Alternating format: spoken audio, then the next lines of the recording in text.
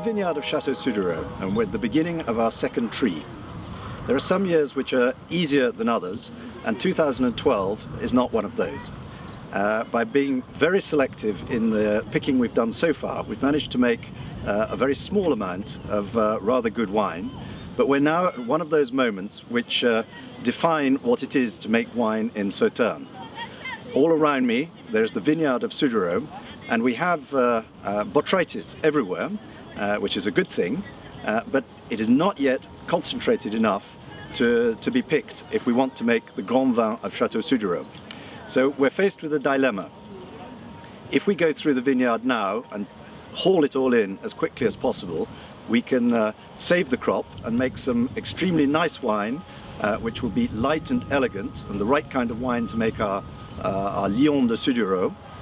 But if we wait, we have the chance that if this magnificent weather continues, then the grapes will concentrate, and we will be able to make some selective tri and make some magnificent Grand Vin of Chateau Suduiraut. However, if the weather does not hold and it starts to rain, we could actually lose the lot. So it's really the essence of the anguish that one goes through when you're harvesting Sauternes. Do I haul it all in and accept that we won't have as great a wine as we could have, or do we gamble on the weather and go for higher quality?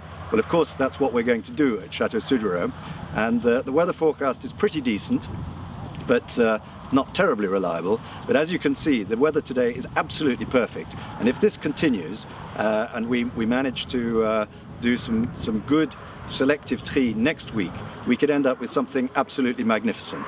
On the other hand, if it rains for 2 days, we would have something of a disaster on our hands.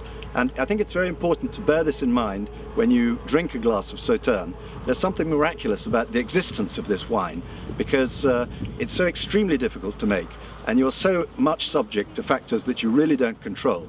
And for a winemaker to achieve the quality that you do get at a place like Chateau Suduiraut involves these moments of anguish, uncertainty, and sometimes heartache. But anyway, we're optimistic, and we're going to gamble on the weather.